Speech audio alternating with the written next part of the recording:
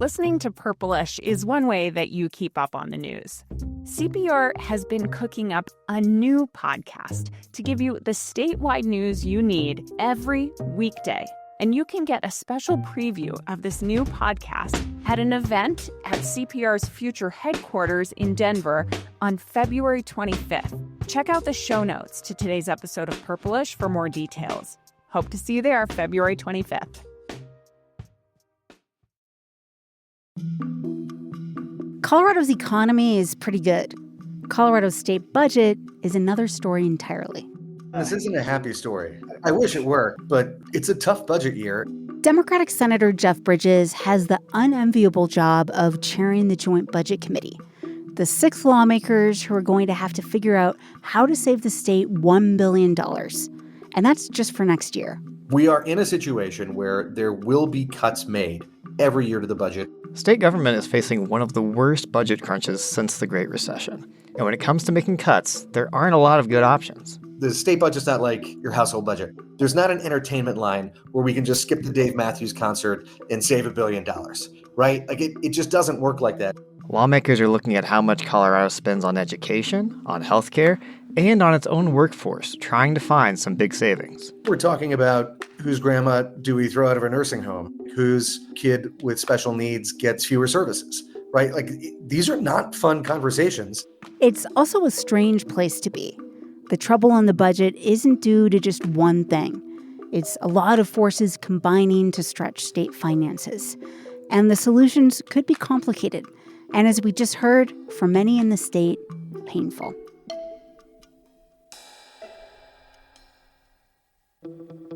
This is Purplish from CPR News and the Colorado Capital News Alliance, a show about Colorado politics, policy, and the 2025 state legislature. I'm Benta Birkeland. Joining me in the studio is Brian Eason with the Colorado Sun. Thanks for being here. Hey, Benta. So happy to be here. And this is your first time on Purplish, so we will try to make it as painless as possible. I appreciate that. I feel like you are the perfect person to help us break down what's going on with the state budget here. You've been following state finances for a long time. Yeah, it's more hours than I want to admit spent listening to budget hearings late into the night. That's why they pay you the big bucks, right? The medium bucks? Yeah, sure. So what's happening right now, there is a really interesting and unique dynamic that the state's dealing with here. On the one hand, a healthy economy, but on the other hand, an overextended budget. Yeah, how we ended up with this budget shortfall is something there's a lot of debate about. And of course, there's a lot of disagreement about what to do to get out of it.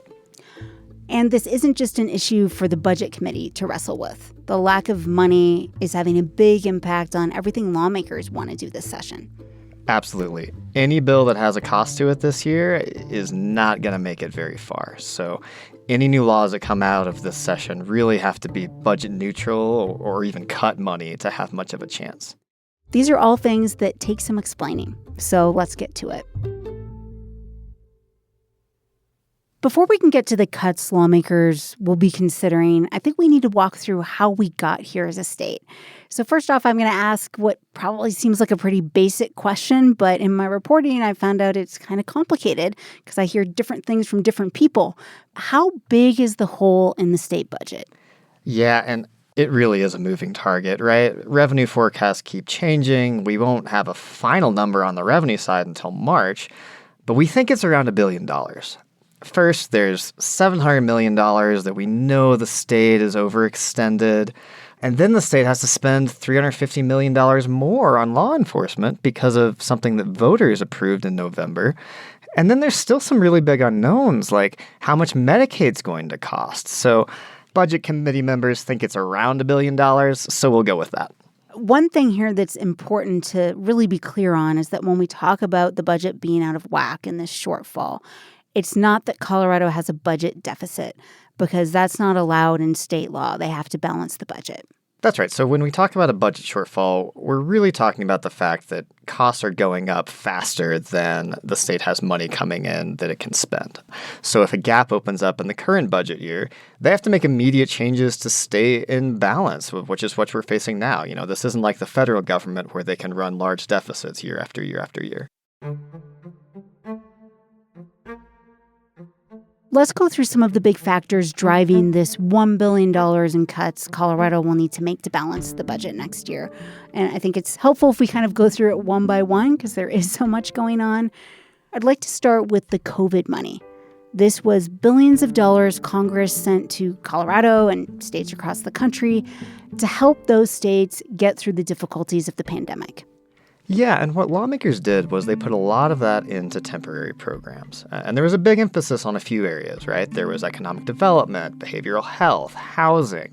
These were things that were seen as big needs to help people get through the pandemic, like emergency rental assistance and grants to support small businesses. When you talk to lawmakers now, there's some real partisan disagreement over whether that federal money actually did go to temporary one-time things or not. Republicans blame Democrats, who were in charge then and are still in charge, for allowing Colorado's budget to just grow unsustainably. Democrats, I think, did try to spend it primarily for one-time expenses, but it didn't always work out that way. So, for example, the feds increased their match to Medicaid to help the state with those costs. And the result there, of course, is if the federal government's putting more money into Medicaid, that means Colorado didn't have to spend as much on health care for a while and could use that state money and put it somewhere else in the budget. Exactly. And that meant lawmakers in both parties really took the opportunity to invest in a lot of things that had been really neglected since the Great Recession. So what are some big examples there that stand out for you on things that were neglected? One big thing, lawmakers started increasing pay for Medicaid providers, many of which had worker shortages and financial problems coming out of COVID. The state also increased pay for state workers to try to compete with rising wages in the private sector. And lawmakers significantly increased funding to higher education to stop tuition from rising as fast as it had been. None of those sound like expenses that are that easy to reverse. That's exactly right. So that's the COVID relief money. Let's get into another factor here, and that's inflation. Yeah, we all remember this. There was a big spike in inflation coming out of the pandemic. That had a unique impact in Colorado because the budget here is only allowed to grow by inflation plus population growth. So when inflation spiked, it really bumped up how much lawmakers could grow the budget from year to year. Just a quick refresher here for people. We're talking about TABOR, and that's the Taxpayers' Bill of Rights, and it sets a cap on the state budget each year with the idea that this cap will keep the state from overextending itself. But it sounds like you're saying that the inflation we saw in the last few years actually contributed to the problem. Yeah, in some ways. So what happened was the high inflation raised how much the state budget was allowed to grow. At the same time, the economy was doing really well. So the state was bringing in more than enough money to meet that new higher spending limit. That gave lawmakers really the permission to look at programs like K-12, like higher education, and say, now we can finally make these investments that we wanted.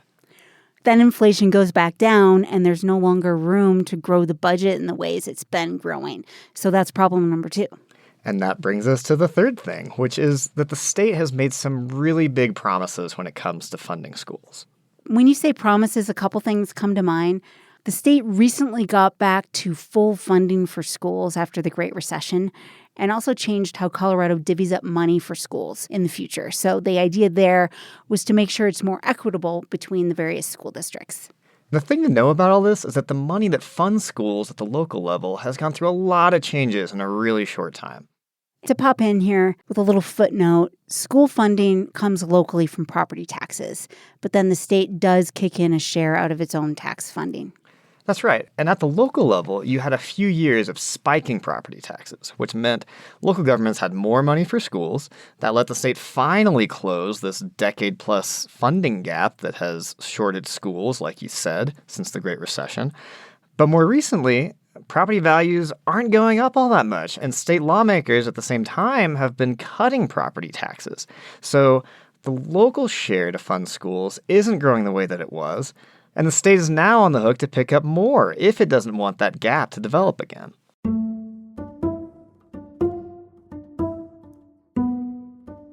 We've talked about school funding and property taxes. We've talked about COVID money and the shifting spending cap under Tabor.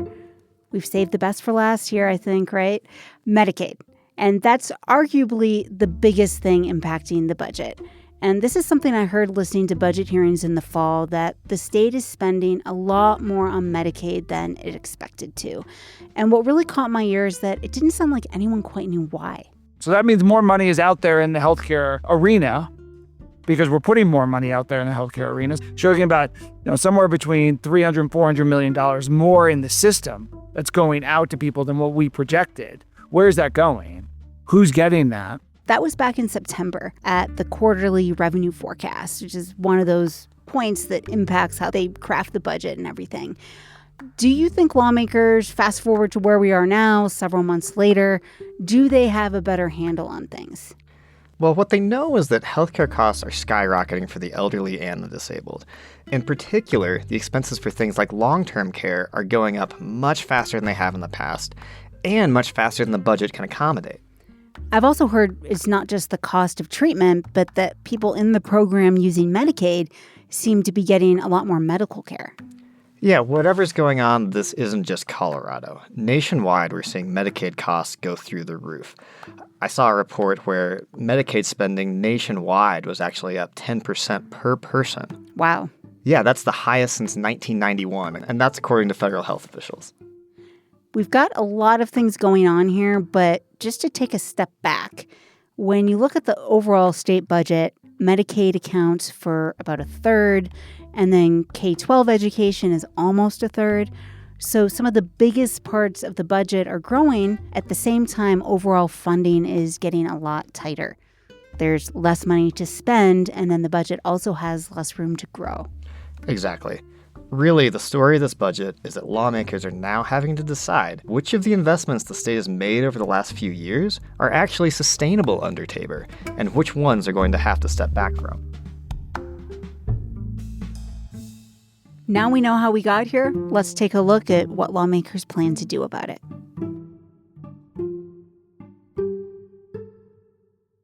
This is Purplish from CPR News and the Colorado Capital News Alliance. This is Purplish from CPR News and the Colorado Capital News Alliance. You've walked us through some of the big things causing pain in the state budget. Let's dive into how lawmakers plan to address it. When you listen into budget hearings, it's pretty clear that just about everything is on the table for cutting. At this point, what would you say is at the very top of that list? It sounds like Medicaid providers and higher education are both going to be on the chopping block. Typically, the state tries to increase that funding year after year to keep up with inflation. Medicaid providers rely on that to pay doctors and nurses. Universities rely on it to pay staff and keep tuition from going up too much. But lawmakers are going to be really hard-pressed to find money to keep up with those costs the way that they have in recent years. Sounds like it's going to be hard on the medical community and then also for families with college-age kids. What about K-12 schools? When you talk to the head of the Joint Budget Committee, Senator Jeff Bridges, he essentially says that's the last place they want to cut. And one thing lawmakers agree on is they don't want to bring back that K-12 funding shortfall. As we mentioned, that shortfall started in the Great Recession, and the state just finally closed the gap last year. It was a huge bipartisan victory lap, with the governor celebrating it, too. I can still see them all on the west steps of the Capitol there. What do we want? Funded schools! When do we want them? Now! What do we want? Funded schools! When do we want them? Now! I am so excited to help you celebrate the culmination of years of hard work and advocacy, to celebrate that we will be entering, in partnership with the legislature, the fully funded era for public education across the great state of Colorado. I can understand why lawmakers wouldn't want to go right back there and undo all that. Does that mean schools won't lose any funding in this next budget? Not necessarily. There are other ways the state could cut back on its education spending and not officially have a shortfall under the Constitution. Budget committee members from both parties seem receptive to Governor Polis's plan to change how the state counts students, which could lead to cuts to schools that have declining enrollment. That's definitely a lot of school districts. I mean, Jefferson County closed schools. Denver is shutting down schools because of low enrollment. You're seeing that in Grand Junction, Douglas County, other counties too across the state. Yeah, it would impact more than 100 districts that have declining enrollment. Wow, that's a lot. Some lawmakers are also talking about delaying implementation of that new school finance formula I mentioned earlier, possibly by a year or two. Okay, so potentially less money for schools, less money for Medicaid providers, and for higher education. Those are only a few of the state's departments. There's corrections, transportation, natural resources. Even though those other areas don't make up as big a percentage of the budget, are they also on the chopping block? Yes, but like you said, some of those are pretty small, right? Like you could cut the entire Department of Agriculture and it would be less than 1% of the general fund. Corrections too, I mean, yes, that's actually a big department, but it's also really hard to cut because you can't just stop paying for prison guards or stop giving inmates health care, right? What are some other big places they're looking into? Another thing that's on the table is reopening contract negotiations with the state workers union. State workers are owed 2.5% across-the-board raises in next year's budget, as well as other increases through this new pay plan the legislature recently approved.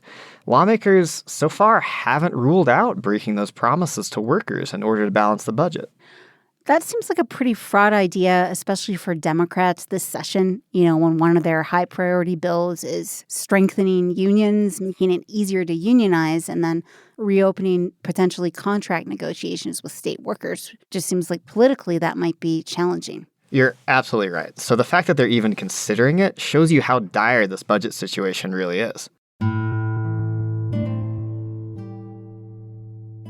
All of these options sound potentially pretty painful. What are the politics of all of this? How big are the differences between how Democrats and Republicans want to balance the budget? Republicans in particular want to enact hiring freezes. They want to trim programs that the legislature and Governor Polis have created in recent years. And I think you will see some of that, but those sorts of cuts can only get you $1 million here or there. I know that sounds like a lot of money, but it's hard to get that to add up to $1 billion the way that things like Medicaid and schools do. Ultimately, Democrats do have a wide majority in the state house and they control the governor's office. So these cuts will fall on their hands. It is, though, kind of always amazing to me how much power the budget committee has. So this is a small committee that meets for months and day-long hearings, many of which you listen to. There are 4 Democrats and 2 Republicans on that committee. And traditionally, when the budget committee writes the budget, they're pretty unified on their ultimate proposal. Yeah, and so the full legislature, they do get a say towards the end of March. They usually bring hundreds of amendments to this document over multiple days of debate. Very late nights, right? Like 2 a.m. or however long it goes. Very late nights. Absolutely. But, the vast majority of the big decisions really do get made by these 6 people, which is kind of wild when you think about a 100-person legislature, right?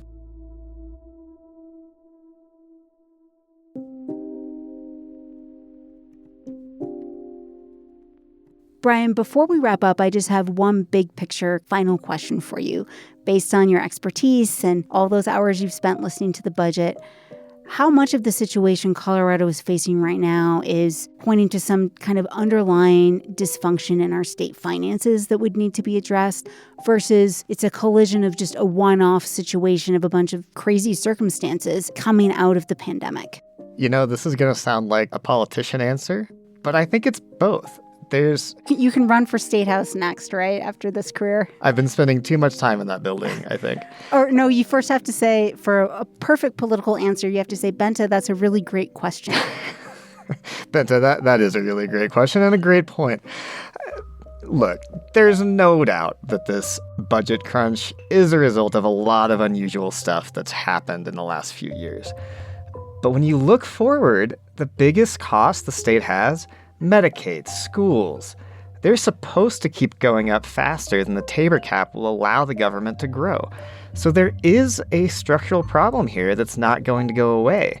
I don't think Democrats can fund everything they want to do under the Tabor cap.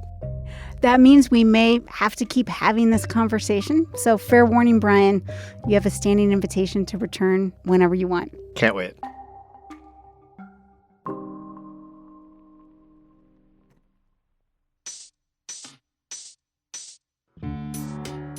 That's it for this episode. Purplish is a production of member-supported Colorado Public Radio and the Colorado Capital News Alliance. The CCNA is a collaboration between KUNC News, Colorado Public Radio, Rocky Mountain PBS, and the Colorado Sun, with support from news outlets throughout the state. Funding for the Alliance is provided in part by the Corporation for Public Broadcasting. I'm Brian Eason with the Colorado Sun. And I'm Benta Birkland. This episode was edited by Stephanie Wolf and Megan Verlee and produced by Shane Rumsey. Purplish will be back in your feeds next week. Subscribe now so you don't miss an episode.